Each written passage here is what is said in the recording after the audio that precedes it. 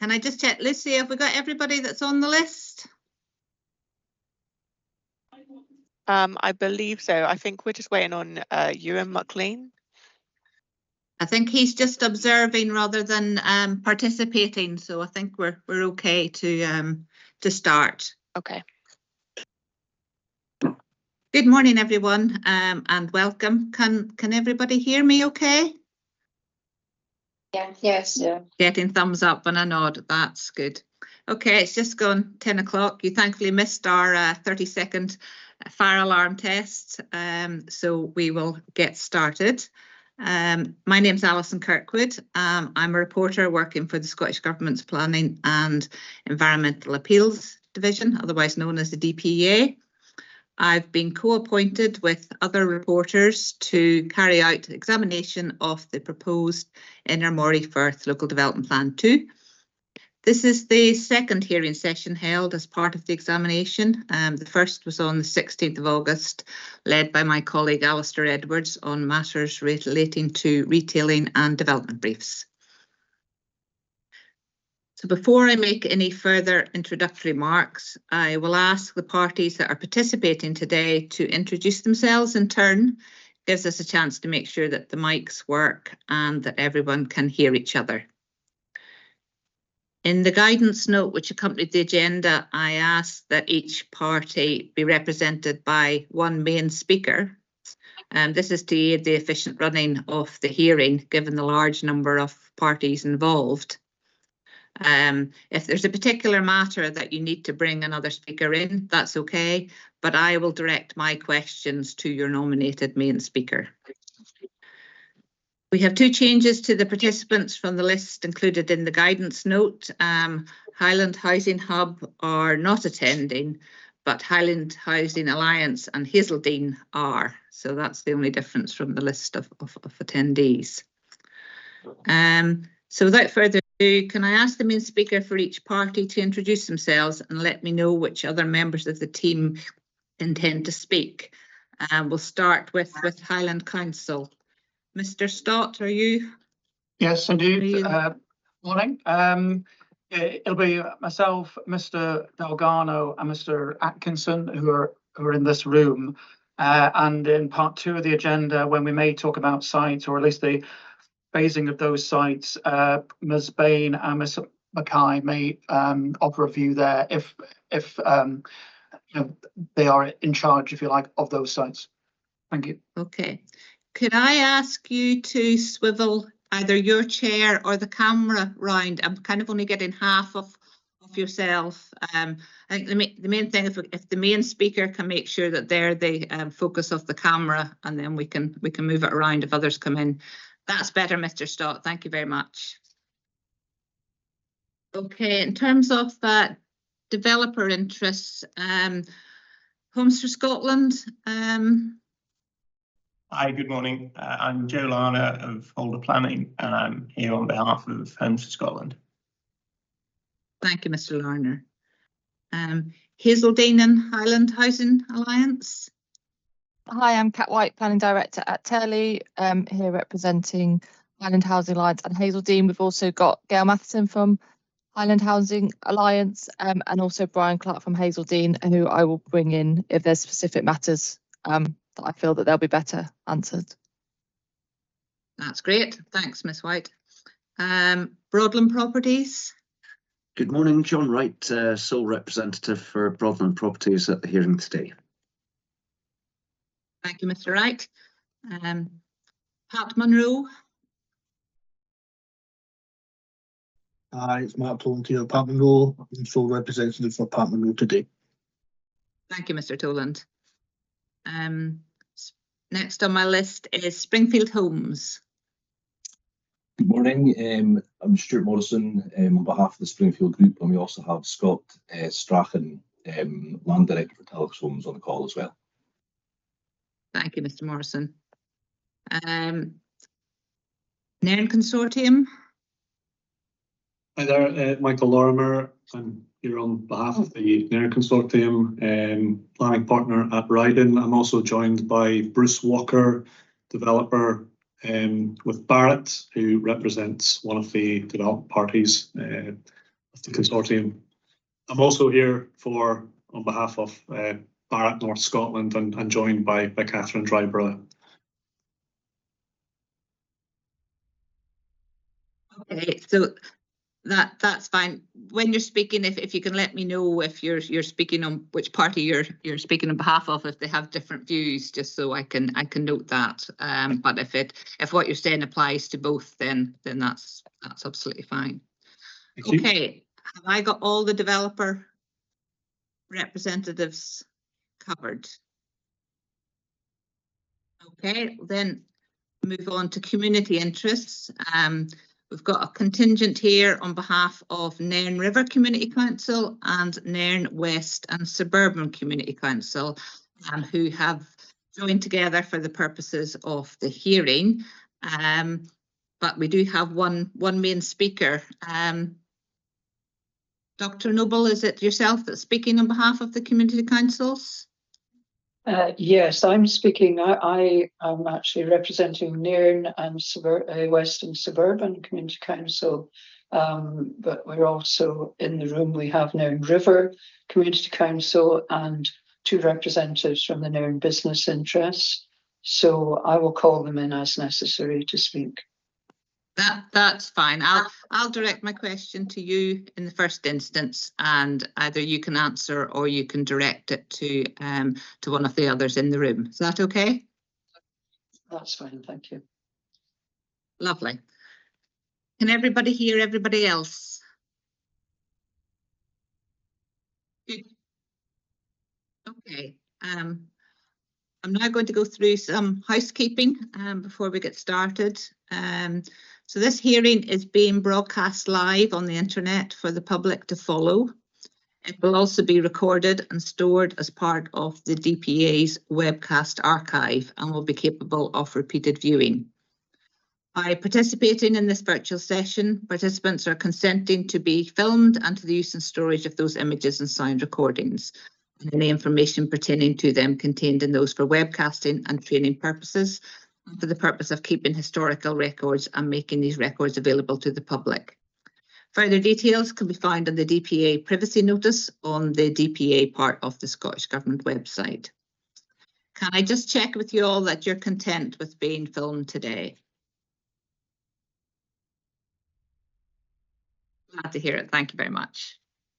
Okay, just a few points. Just ask everybody to mute your mics when you aren't speaking, and remember to switch them on when you are. This helps reduce feedback, particularly with the large number of parties on the call. If the speakers for each party can keep their cameras on, with observers keeping theirs off and mics off unless they're called in to speak. You've already met Lucy from our IT team whenever you signed in this morning. She will be monitoring proceedings and will be on hand to help if we have any technical issues. Fingers crossed, we don't need to call on her and everything goes off smoothly today. If you need to attract my attention for anything during proceedings, please raise your hand, either using the hand button or physically. Any matters you wish to raise should be done through me in the first instance. But I will be trying to chair, write, ask questions and listen all at the same time. So apologies if I missed you, but please persist and speak out if you wish to attract my attention, and I'll bring you in at an appropriate point. Rest assured, each party will have the opportunity to address the issues in turn and to comment on the points made by others. So you just may need to be a bit patient, but everybody will get their chance. It's acceptable to have other communication devices with you, including to look at documents, but could remind everybody to keep those on silent mode. Can I remind everyone to be courteous and respectful to one another? There'll no doubt be differences of opinion on matters, but I want to hear from everybody, and everybody should have a chance to express their views without interruption. Now, we've obviously had our fire alarm test this morning. Is anybody expecting tests within their office? So if we hear an alarm, we do need to panic. If you need to vacate your building, please do so. Get out safely, and just contact us and let us know when you're likely to get back in. And we will halt proceedings if we can. Okay. So today's session, the hearing session will be covering matters raised in unresolved representations relating to housing requirements. Parties have already responded in writing to a series of questions on these matters under further information request 1 and 4, and these constitute hearing statements for the purposes of today's session. I also have written responses from parties not participating today, which will also be taken into account alongside all the original representations to the proposed plan and the Council's responses. An agenda and guidance note were circulated just over a week ago. Has everybody got a copy of these? That's good. And also the guidance note included a list of documents that I thought we were likely to refer to. So hopefully you have those to hand. But if you need to stop to pull them up, just ask, and we can take time to make sure everybody has the documents they need to if they want to look at them. So we'll follow the format of the agenda, dealing with the questions it asks. I will invite one party to begin. Sometimes that will be the council, other times it will be one of the other parties. I'll then invite the other participants to comment, and I may need to return to the original parties to understand their views if they want to respond to something that another party has brought up. But I'll check that everybody's happy to move on before we move to the next item of the agenda. I'm hoping to adopt a fairly brisk approach with a lot to cover today, as you'll see from the agenda. In the interest of avoiding repetition, the guidance note identified 3 main interests: the council, developer interests and community interests. And I asked the parties grouped together where possible, and thank you to the community councils for getting together on this. Given the number of different developer interests, I'm going to suggest that I ask Homes for Scotland to answer first from a developer point of view, and then I'll bring others in to comment only if you've got something different to add. Is that okay, Mr. Larner? Thank you. Yeah, that's fine with me. Okay. Other parties, I mean, I'm content for all parties to state that you agree with the various points made by others, if you do, and then to focus on points you want to add or dispute.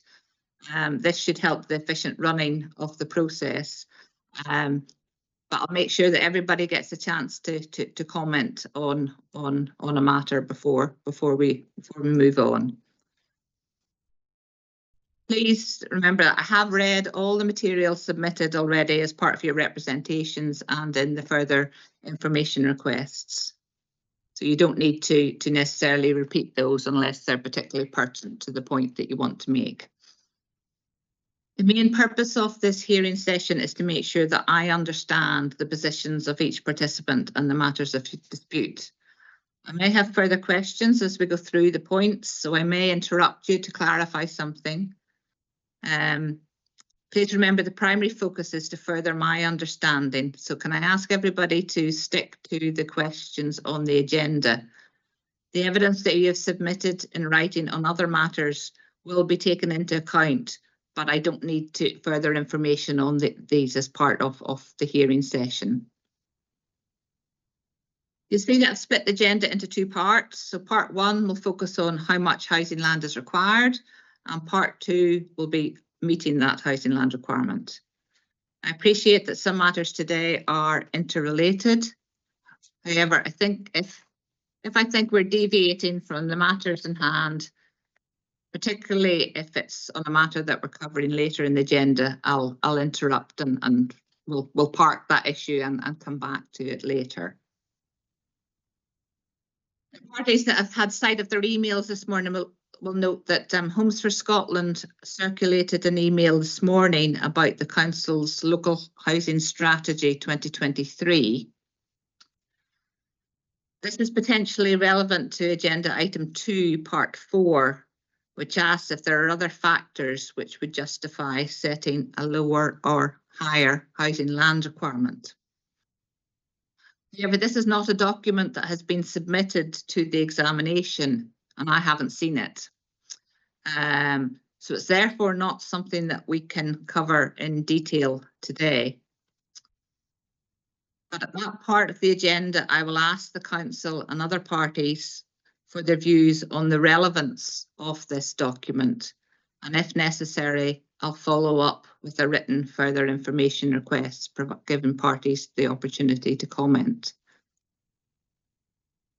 Is everybody happy with that approach? Mr. Larner, it was your email that that sparked the flurry this morning. Thank you, and apologies for the late circulation of it. It was simply as soon as I became aware of it. I'm content with that approach, and I'll put forward the reasons why I think we need a further round of written submissions on it.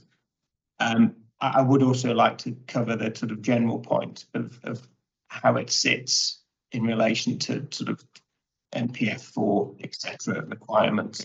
I'm conscious people won't have had time to digest the detail, so I'll try to stay clear of that. We'll touch on it under item 2.4, but very much just on the kind of high level, because parties haven't had a chance to look at it. Yeah, fully understood. Yet. Dr. Noble, would you like to come in on that point? Yes, we would like to express concern about last minute new figures being submitted and agree with your approach to that. But we've had absolutely no time to consider it and feel it's inappropriate to be dealt with today. Thank you. That's fine. Yeah, I agree with that. Mr. Stott, is that approach okay from the Council's point of view? If we touched on the relevance of it later, but not in any detail. Yes, that's fine, Madam. I think if I got you right there, we're going to deal with it briefly under Part 2, Matter 4 or Section 4. Part 2, Section 4, yeah, which was the what other factors may influence the housing land requirement. Mr. Larner's answer to you just then, though, it hinted that they may try to weave it into other items on the agenda, and the Council would ask that those should not be raised under those other items.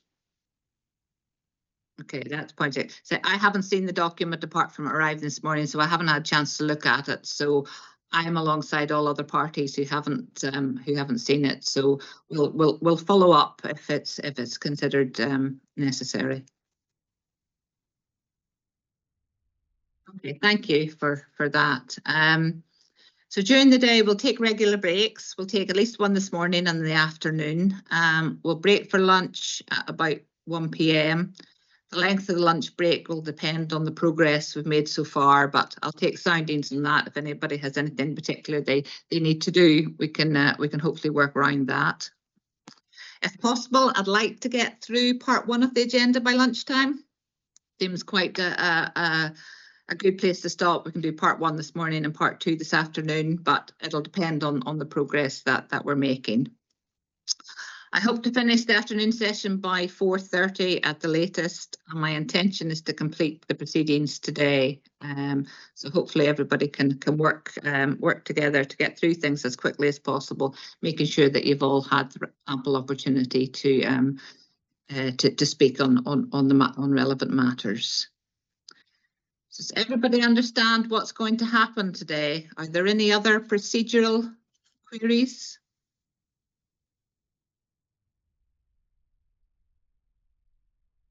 Dr. Noble, the Community Council happy they understand what's? Yeah. Yes, that's fine. That's great.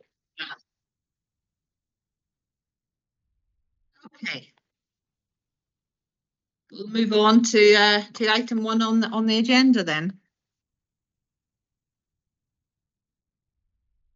So part one is how much housing land is required, and the first item relates to the implications of National Planning Framework 4, which I'll refer to as NPF 4 to keep things shorter.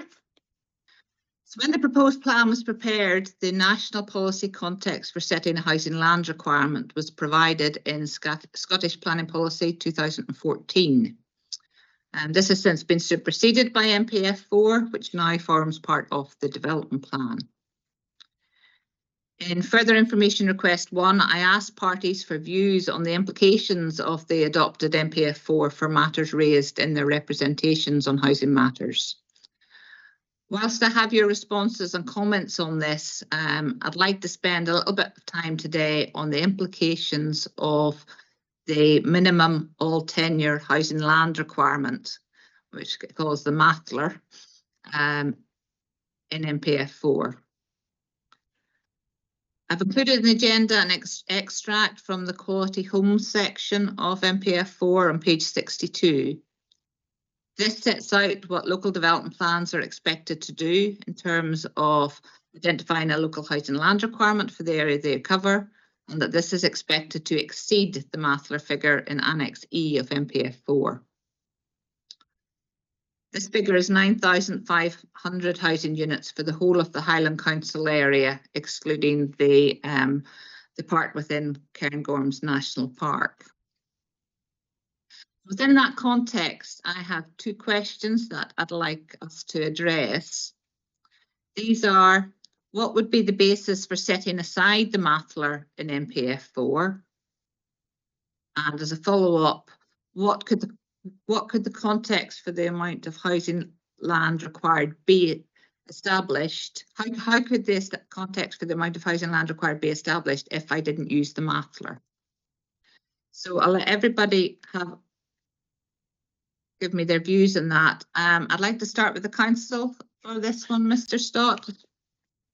Thank you, Madam. Yes, the council believes that as far as we can, that the housing target or the local housing land requirement within the plan itself should be compatible with the 9,500 figure MATLR within NPF 4.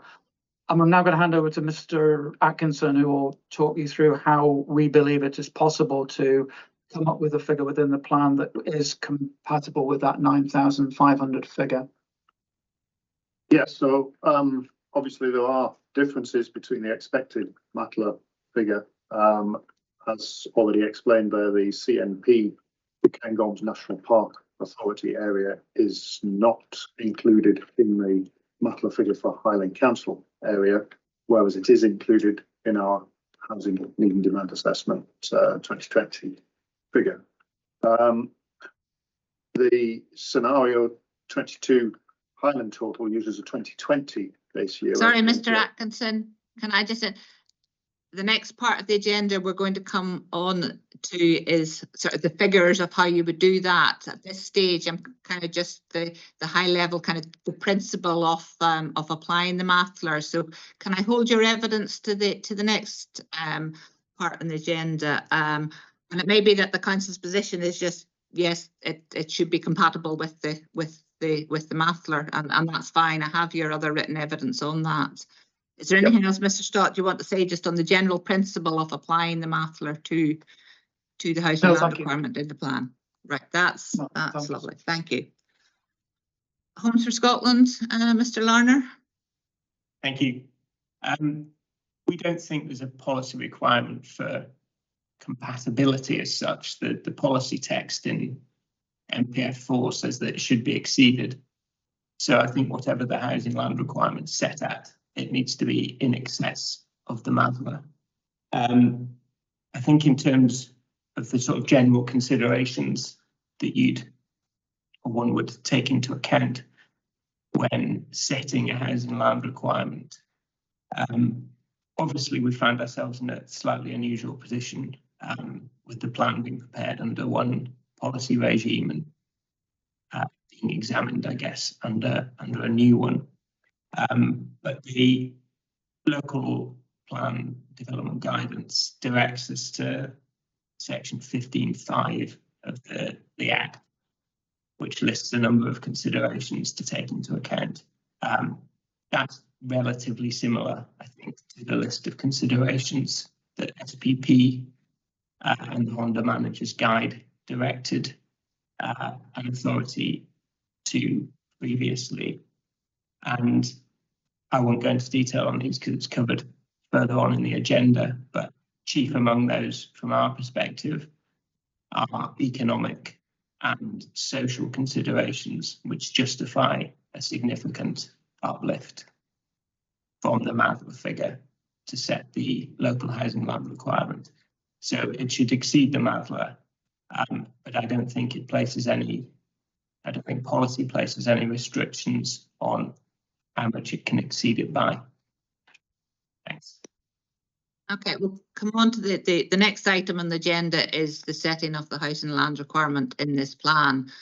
Very much as though it's just that kind of, I suppose that starting point is the relevance of the MATLA. So that's helpful. Any other developer interests want to add anything to what Homes for Scotland have said? Or are you happy that you agree with that? Ms. White. Yeah, no, I'd concur with Homes for Scotland, and I think it is that the MATLA is a minimum, and given that this plan was prepared and the proposed plan was submitted under the old arrangements, as that needs to be taken into consideration, and those local considerations are absolutely key here, with the MATLA being a minimum, and we can be compatible with MATLA by exceeding it. I just think if you are below MATLA, that's where you become incompatible, in our view. Thank you. Any other developers want to come in on this matter? Yeah. Oh, Mr. Larmour.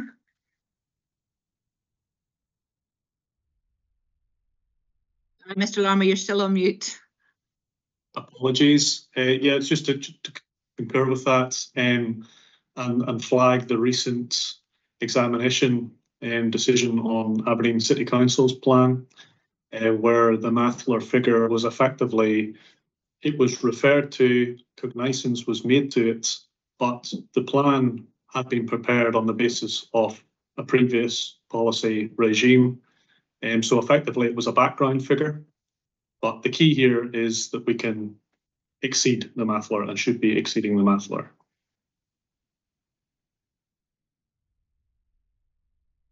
Okay, that's understood. Thank you. Anybody else before I bring in the community councils?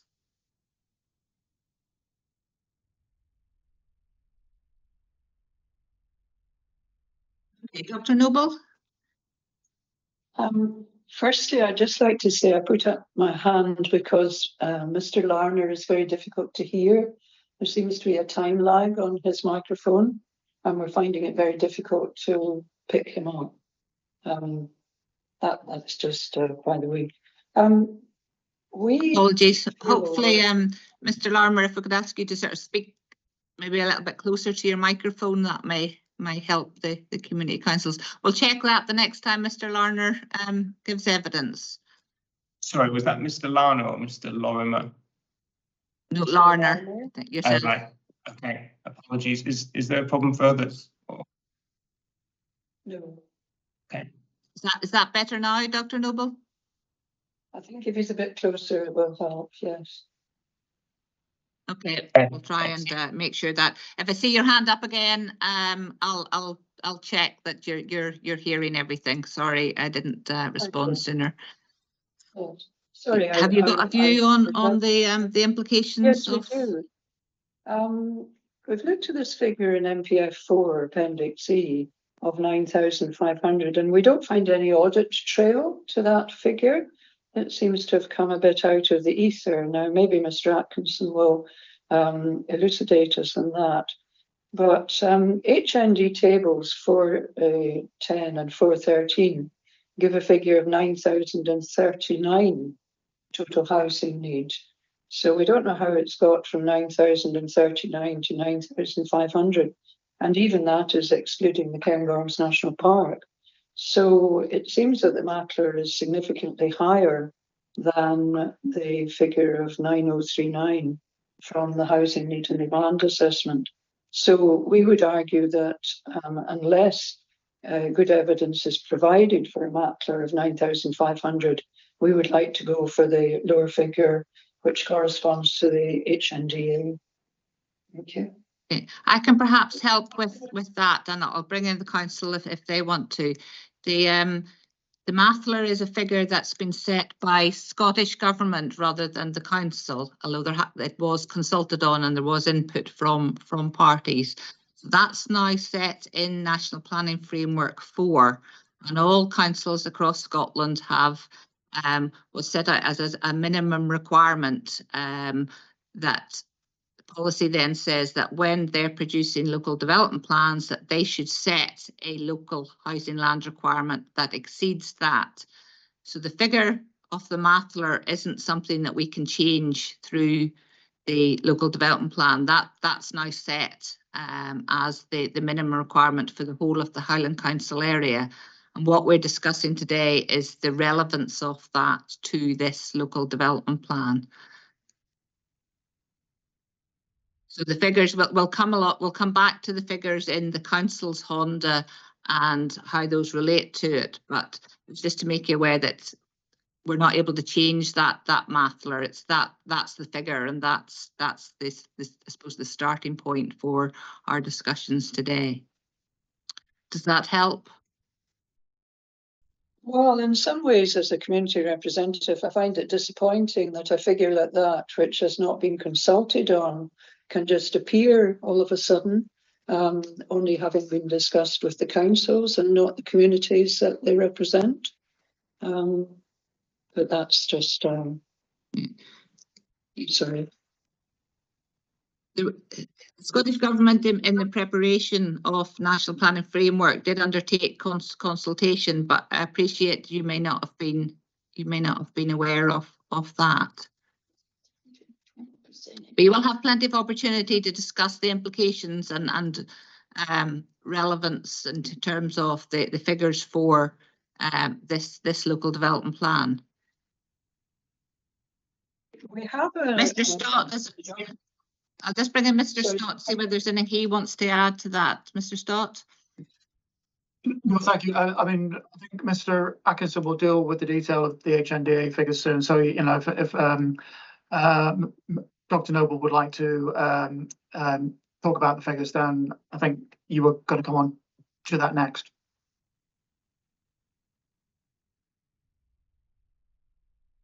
Everybody happy for me to move on to item 2 on the agenda, which is how we apply the MATLAR to this local development plan area? Yes, Dr. Noble. We do have a document here. It says the initial default estimate for NPF 4 MATLAR figure for Highland was 4,325 units for 5 years. This was suggested to Highland Council by the Chief Planner and Director of Housing and Social Justice. So it seems that the 9,500 figure is significantly inflated from what was originally suggested. I don't have anything I can add to that. The 9,500 is the figure in NPF 4, and that's where we need to start from. I say we're not able to change that through this process, but it may influence your thoughts on the local housing land requirement that's identified within the proposed plan. I suggest we move on to that because I think that's more relevant to what your thoughts and comments can influence. Okay. So the second question that I have is relates to the Highland Housing Need and Demand Assessment 2020, or the Honda as we refer to it. So that was judged to be robust and credible in February 2022. And it identifies a 10-year figure for housing and demand across the Highland Council area of 9,039 homes. And that's table 4-13, not 3-14, which I included in the agenda in error. Apologies for that. So that's on page 92 of the Honda.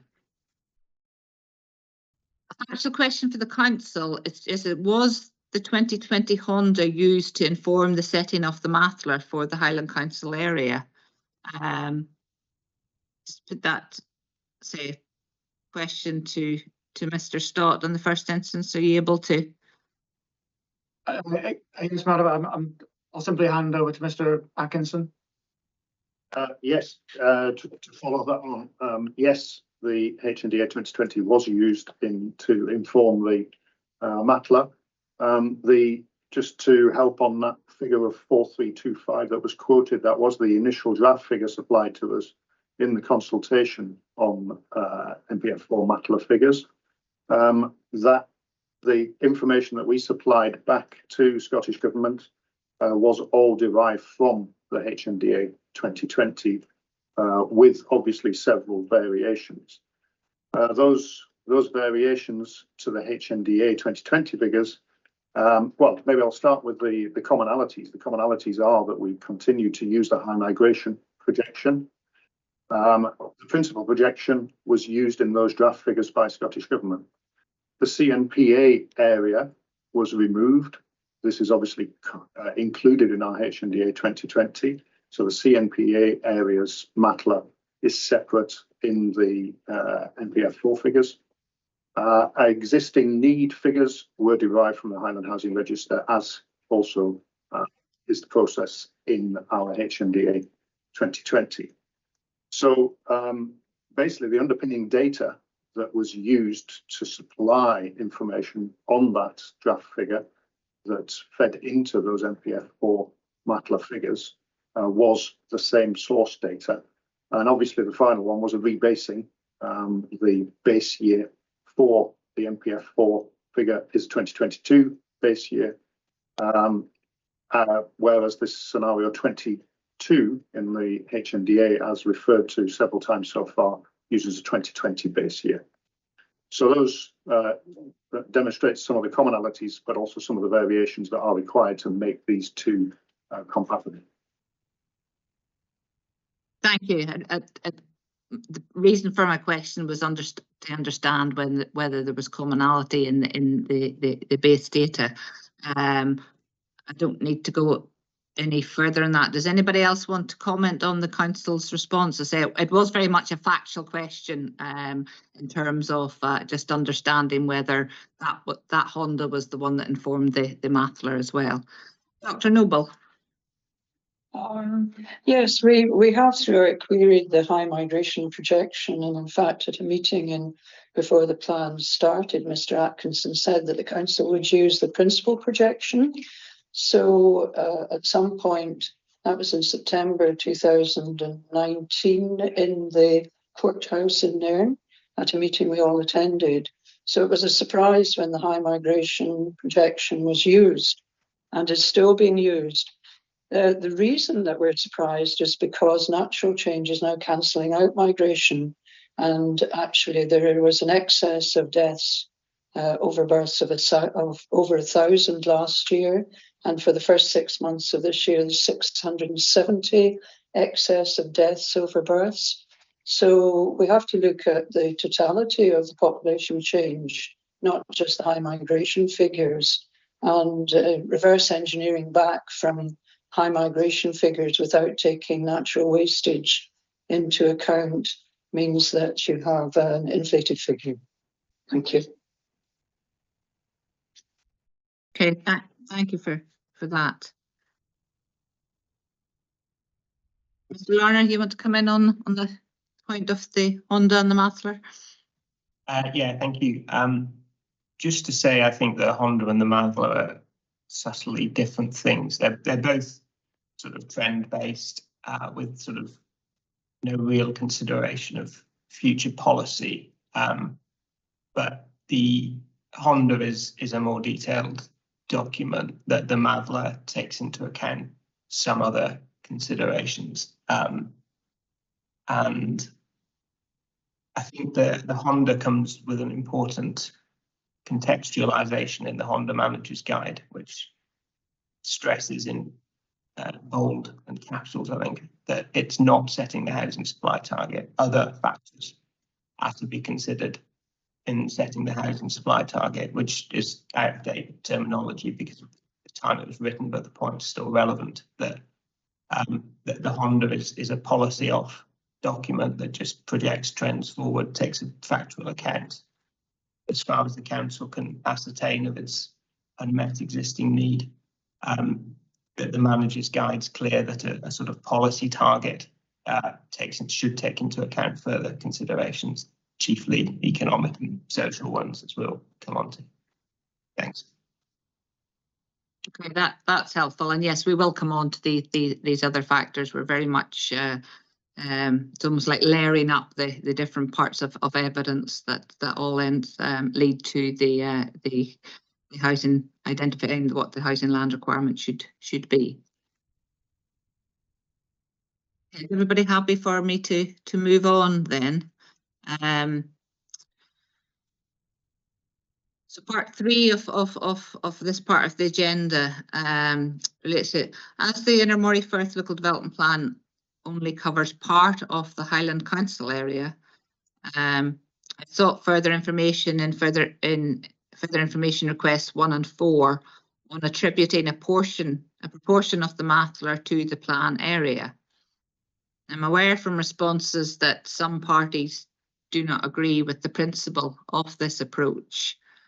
However, I would like to explore this matter further to ensure I fully understand your points of view should I decide to proceed on this basis. In further information request 4, I suggested an appropriate proportion of the Mathler could be calculated by comparing the additional need and demand households from scenario 22 in the Honda with the equivalent Highland-wide figure. So it was comparing 6,047 with 939, which equated to 66.9%. The council pointed out that the Highland-wide figure in the Honda includes the Cairngorms National Park, which has a separate Mathler in MPF4, and corrected my suggested percentage to the figures of 6,047 out of 8,460, which would give a 71.48%. So 71.48% of the 9,500 Highland Mathler figure gives a proportion for Inner Moray Firth Local Development Plan area of 6,790. Hopefully you've all got that in writing, so you followed it, because I know the figures hard to follow.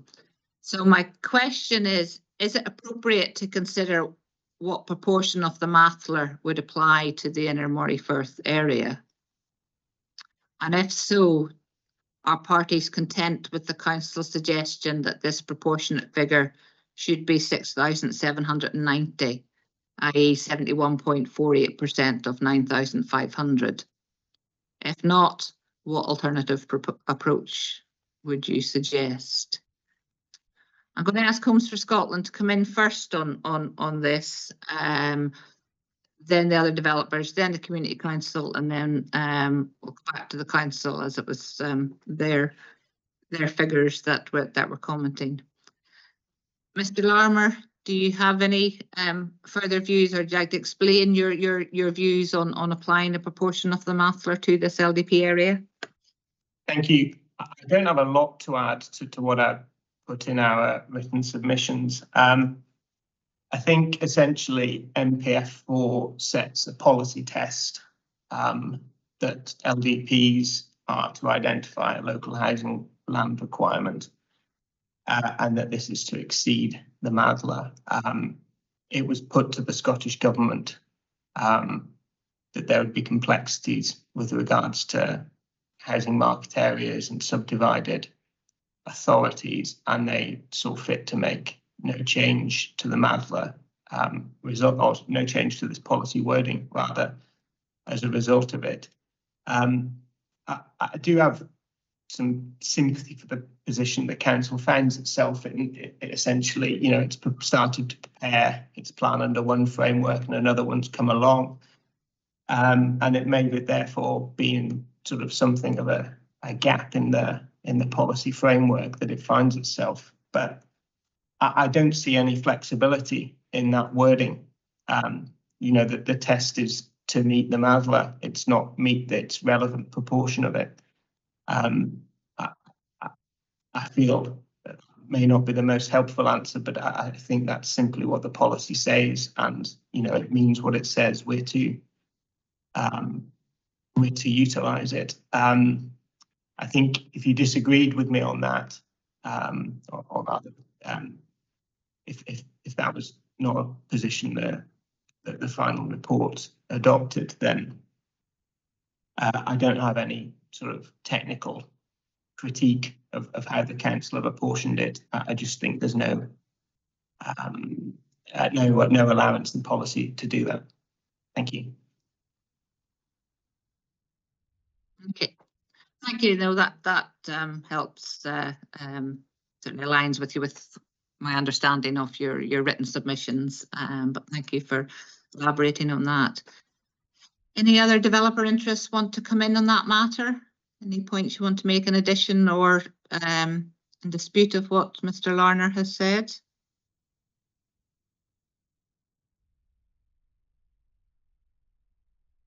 Okay. Dr. Noble, the Community Council have a view on this matter? Yes, we do. I'll hand you over to Lily Thompson to speak on this. Thank you, Alison. Hello, Ms. Thompson. My name is Lorraine Thompson. Good evening, or good morning. Oh, it's still morning. Good Still morning. in morning. Yes, just feels like evening. First of all, I'd like to say we were working on paper CD31, which was the housing requirements supporting paper, and that based its figures on 6,047, which was the inner Moray Firth housing market areas. And it would appear to us for us to move to a different housing figure of 6,790 basically throws out the complete HNDA. And it seems to me that we'd already agreed at the beginning of the meeting that the Maitler and the plan and the HNDA were all the basis for the actual plan itself. Sorry, I'm looking at all different sets of figures here. The HNDA says for the whole of the Highlands, it should be 9,039, but for the housing market areas within the inner Moray Firth, it's 6,047. So in essence, by changing it to 6,790, we are actually upping it by at least, you know, a 12 or 13%. And there seems to be no explanation for changing the HNDA figures. Okay, I think there are a lot of figures, and I appreciate that the nuances between which figures are used in each context are really difficult to follow. We will come on to the council's housing requirement paper, because that's the evidence which informs the figure that's in the plan in terms of the housing land requirement for this particular area.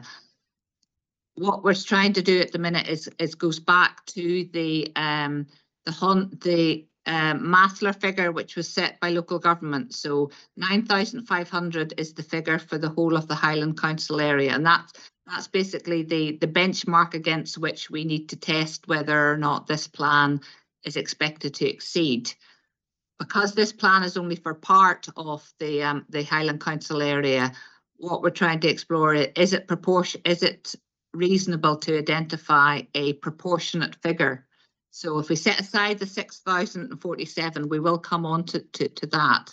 But is there a reasonable methodology for identifying a proportion of 9,500 that applies to the Inner Moray Firth local development plan. That's all we're trying to do at this stage, is say we'll come on to this detailed evidence.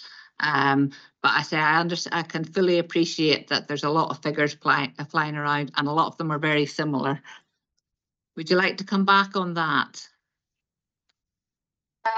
Basically, looking at the population split, the population is 158,000 for the Inner Moray Firth area, and the Highland Council area is about 236. So we're talking of 66%.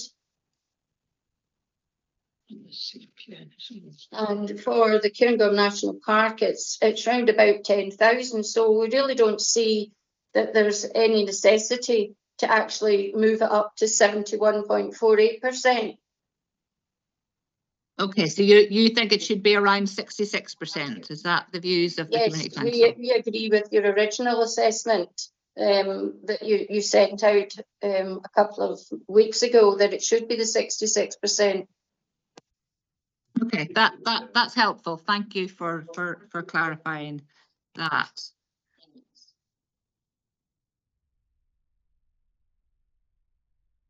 Mr. Stott, does the council want to come back on anything in relation to obviously you provided figures to update my suggested approach. You know, it wasn't your methodology, but you helpfully clarified that I'd included the Cairngorm's part figure. Anything you want to add to that, or in relation to the comments that have been made by others? Yes, please, Madam. I think we have to include figures in the plan. Everybody's got a different view on the figures, and there are lots of figures. But I think most parties, albeit not all parties, seem to be happy to use scenario 22 out of the HNDA, at least as a base to work from. I'm sure the house builders would like to inflate that base, but I think it might help this hearing if we can maybe agree that the scenario 22 of the HNDA be used as the base. Obviously, it's got the high migration assumption. I know Dr. Noble doesn't agree with that, but I think most other parties are reasonably happy to maybe use scenario 22 of the HNDA as a base figure. That's obviously what's been used within the plan to come up with the figure of 8463. So I think that would be the council's view, that we have to have a figure, and most, if not all parties agree that scenario 22 of the HNDA is maybe the best base to use. The only other comment in reacting to other people's comments was Mr. Lana's statement that we should exceed the 9,500 figure. I don't think that's fair. I think obviously this is a Inner Moray Firth area plan, not for the whole of Highland. So I don't see why this plan should have to exceed the 9,500 figure. Thank you. Okay, thank you for that. We don't need to reach agreement today. I think I'm comfortable of what parties' views are in terms of the using scenario 22 and the high migration, and I'll need to take a view on that. So I'm comfortable that I understand where everybody sits in relation to that, and yeah, I don't think I need anything further on that. I'll just need to make a judgment on that matter. Dr. Noble, you want to come back in before we move on to the next item on the agenda? It's just to say that we hope that there are a lot of parties here who are arguing for the figures to be put upwards, and we would like, and I'm sure you will accept, that the community view that there should be a balance between the community views and the other interests around the table, and we hope that you'll take our, I'm sure that you will take our points as seriously as the other parties. Thank you. And reassure you that I will be listening and taking on board the evidence from all parties and from the council. Okay. Has anybody got anything else they want to cover under agenda item 1, which is the implications of MPF 4?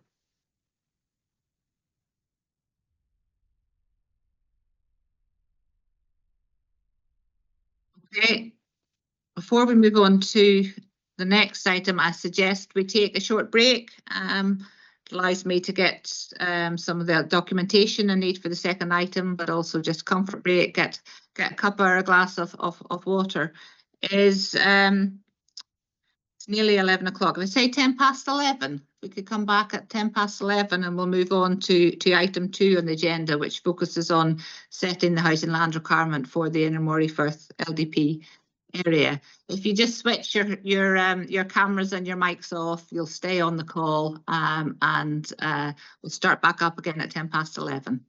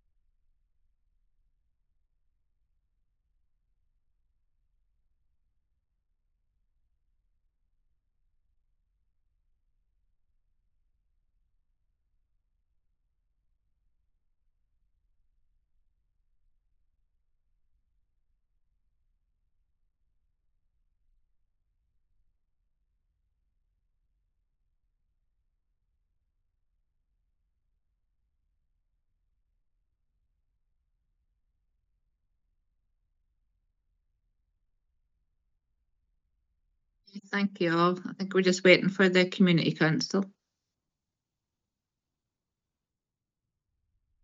Oh, there we are. Right. I think we've got everybody back. Thank you for that. We'll move on to item 2 on the agenda, which is setting a housing land requirement for the Inner Moray Firth Local Development Plan. So the proposed plan sets a minimum 10-year housing land requirement of 8,463 homes. So in factual terms, this exceeds the Inner Moray Firth proportion of the Mathler, which we referred to in item 1 of the agenda, which was 6,290.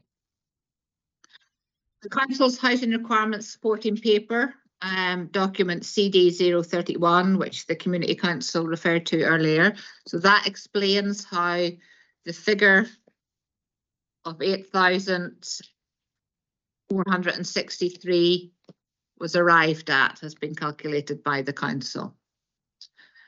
So I want to go into this in some detail. So if you can bear with me as we move through the different parts of the agenda so we can understand parties' point of view on the different elements that have been used by the Council to arrive at that figure.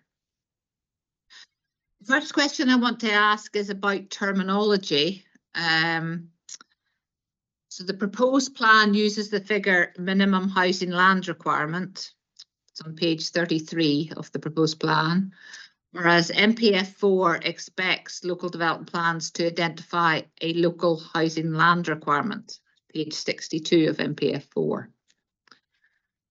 So the question I have is, do these two terms mean the same thing? And I suppose in plain English, do they refer to the amount of housing land required in the local development plan area over a 10-year period? Can I ask the Council for views on that in the first instance? Yes, thank you, Madam. Yes, is the answer, I think, in short. We think the figure of 8,463, which is in the plan, could be deemed to have the same meaning as local housing land requirement, that term used in MPF4.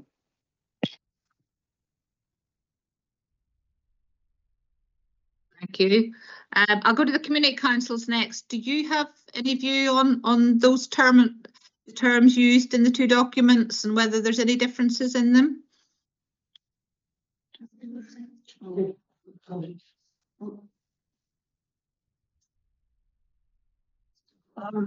Yes, we'd just like to ask, is this figure a minimum or a maximum figure? Or is it a target? And is it an identifiable target? Okay, I'll put that question back to the Council for you.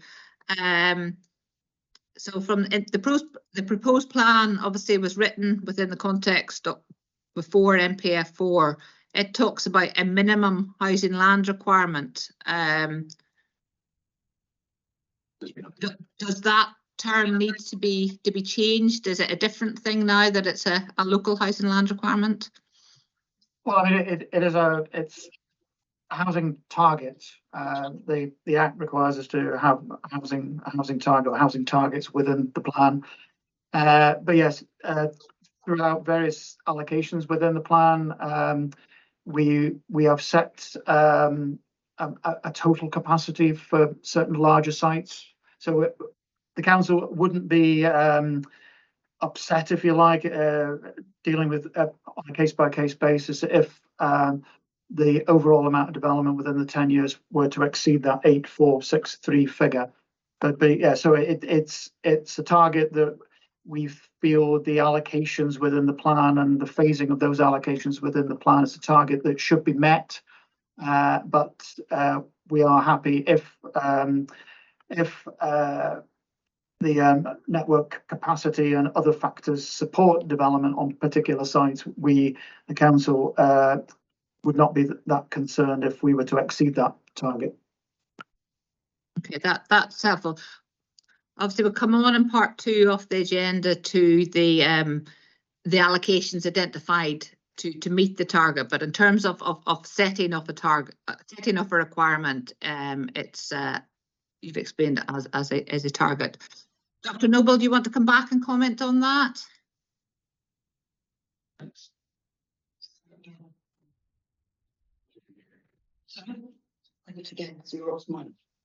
Oh, yes, no, thank you.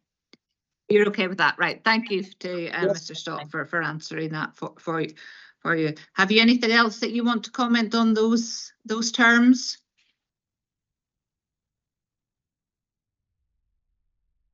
Dr. Noble, are you happy to move? If I move on to Homes for Scotland? Yes, yes, thank you. Thank you. Mr. Larner, have you got a view on the terminology? And yes, thank you. I think the local housing land requirement and the council's minimum housing land requirement are both intended to be a 10-year target. But I think with the terminology local housing land requirement comes a certain evidential expectations in terms of the rigour with which it's been set. Local development plan guidance says that it's expected to, there's an evidence report that's to be including an indicative housing land requirement.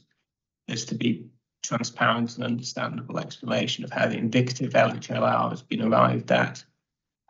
The planning authority is expected to give views on how matters under section 16.5 of the Act have informed it. And I think there are issues with how this land requirement has been set that the council present that sort of bear on its robustness and its appropriateness. Firstly, it's based on a Honda which was produced in between the main issues and the proposed plan stage. So we've got a housing land requirement based on a Honda, which wasn't subject to main issues report consultation. It was only subject to a representation period for the proposed plan when it was already the settled will of the council. Secondly, in terms of how this land requirement's been set, it was possible if you sort of worked it back through the Honda and some of the other documents in the plan to arrive at a reasonable estimate as to how the land requirement had been set, but that's only rarely formalised in core document 31, which I think is dated March 2023, which obviously is sometime after the representation period. And if we look at sort of some of the council's responses on this, I think a more rigorous approach would have led to a different answer. I mean, for instance, core document. Can I step in, Mr. Larner, because we will come on to kind of what those figures are and how it was calculated in the next part of the agenda. So what I'm trying to establish in this, if this figure isn't a local housing land requirement, what is it, I suppose, within the context of MPF 4? Well, I think it's a housing land requirement that lacks sufficiently robust evidence base to be labelled a local housing land requirement under the new planning policy, and we'll obviously have the opportunity to discuss the detail of that further. But that's the main point I'd like to make in combination with those procedural points I mentioned. Thank you. Lovely, thank you. Okay, Mr. Larmer, if you want to come in first, and then I'll ask if any of the other developer interests want to add anything. Yeah, just quickly, I suppose it's a question for posed to the Highland Council. The local housing land requirement figure has been prepared on the basis of an evidence base that is more akin to the previous LDP regulations and guidance, i.e. it hasn't been prepared under MPF 4, as Joe touched on. The new requirements in regard to that in respect of preparation of a rigorous evidence base. That has not been part and parcel of this LDP review process to date. So just to seek clarity on that. I'll ask Mr. Stott to come in, but obviously everybody's aware that the plan was prepared before MPF4, and therefore the expectation on the council that they could second guess what was required in front as part of that. We are working within that transitional period. But Mr. Scott, do you want to comment, not necessarily on the requirements of what MPS said, but on sort of the robustness of the evidence? I think is what I'm interested to hear. Do you feel that the evidence is less robust than is required for a local housing land requirement? I believe we've used all the evidence that has been available to us during the time. So the house builders keep saying that they have other evidence, which we haven't seen yet, as to how the more employment-led housing growth should be incorporated into inflated figures, but we haven't seen any other evidence from them. The HNDA process, we were able to use the latest evidence available through that. The latest evidence on housing need has been included as well. The revised MPF4 didn't get laid before Parliament and consulted upon until November 2022, which is why core document 31 wasn't produced until after that. Obviously, MPF4 was only adopted at the beginning of this year as well. So yeah, I believe the council's used all available evidence at each stage of the plan process. And Mr. Lana's claiming that there's evidence that we've missed. I'd be pretty grateful to hear what we've missed and when. Okay, so we'll maybe come on to that in terms of when we're talking about what other factors, because we'll run through the housing supporting paper in terms of the different factors that influence the requirement, and then we've got the opportunity for parties to put forward